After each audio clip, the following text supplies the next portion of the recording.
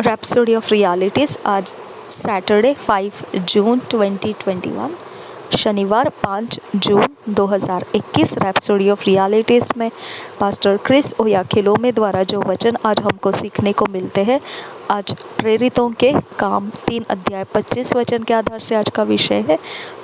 Acts 3 chapter 25 words के आधार से आज का टॉपिक है चिल्ड्रन ऑफ द वर्ल्ड, वचनों के संतान। चिल्ड्रन ऑफ द वर्ल्ड, वचनों के संतान। हम वचन के आधार से सीखेंगे इसे। Acts 3 chapter 25 words, ye are the children of the prophets and of the कॉवेनेंट्स।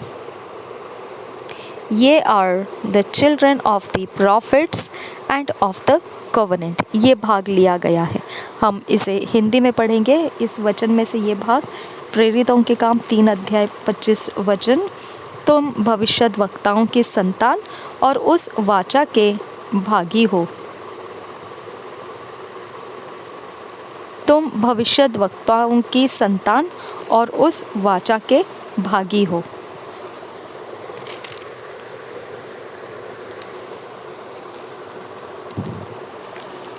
I have often said that as Christians we are not in covenant with God, we are the results or children of the covenant.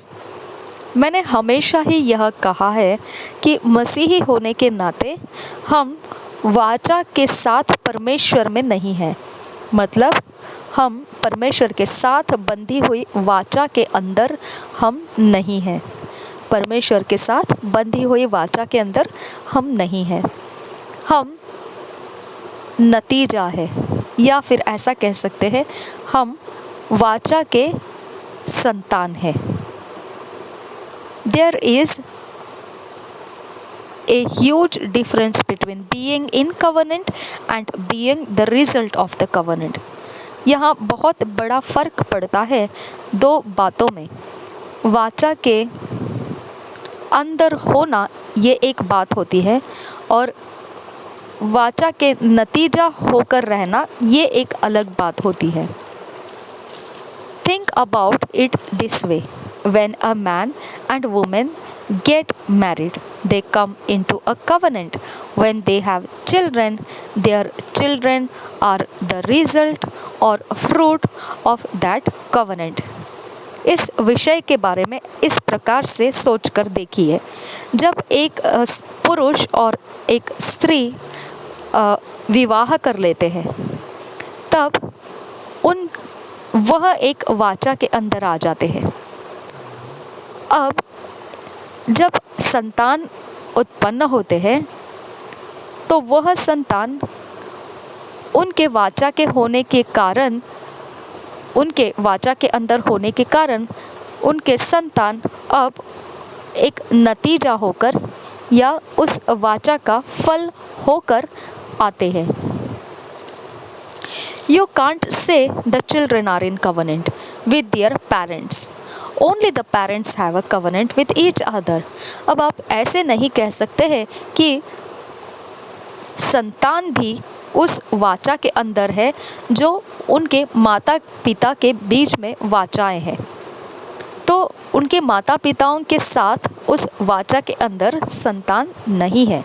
तो आप ऐसा नहीं कह सकते हैं कि वह संतान उस वाचा के अंदर है उनके माता पिताओं के साथ। ये वाचा जो है वह केवल माता पिता एक दूसरे के साथ बांधे हुए हैं, केवल उन्हीं की वाचाएं हैं। You have to understand this, otherwise you will never really enjoy the blessings and glory of Christianity.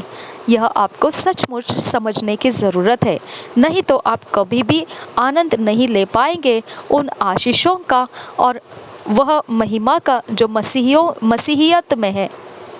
So, in our theme verse, Peter preaching to the Jews spoke spiritually.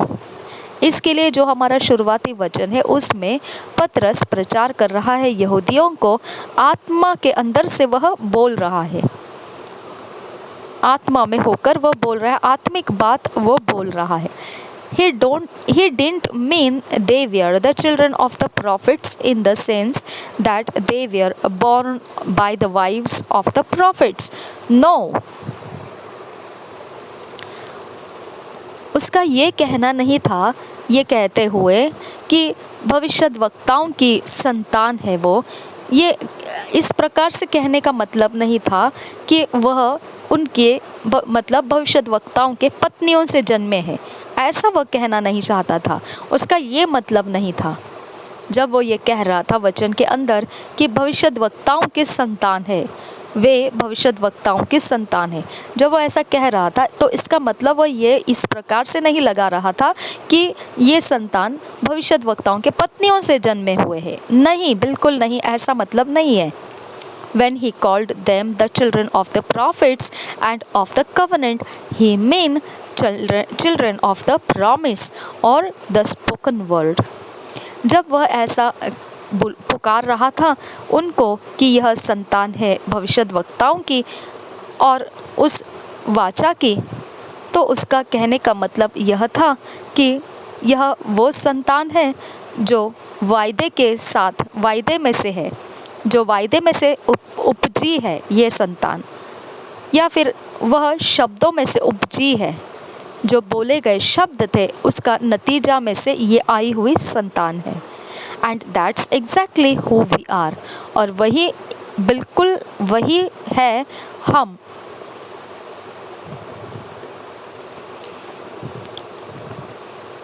The Apostle Paul in his epistle to the Galatians writes, "For as many of you as have been baptized into Christ have put on Christ. There is neither Jew nor Greek. There is neither bond nor free. There is neither male nor female. For ye are all one in Christ Jesus. And if ye be Christ's, then are ye Abraham's seed and heirs according to the promise." Galatians 3 chapter 27 verse से 29 verse तक जब पौलुस ये प्रेरित जो था, जब वह अपने पत्रियों में गलतियों के लिए लिख रहा था, तो गलतियों के पत्री के 3 अध्याय के 27 से 29 वचन में ऐसा वो लिख रहा था, और तुम में से जितनों ने मसीह में बपतिस्मा लिया है उन्होंने मसीह को पहन लिया है।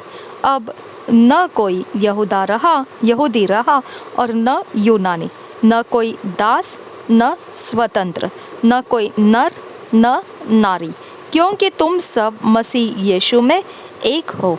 और यदि तुम मसीह के हो तो अब्राहम के वंश और प्रतिज्ञा के अनुसार वारिस भी हो।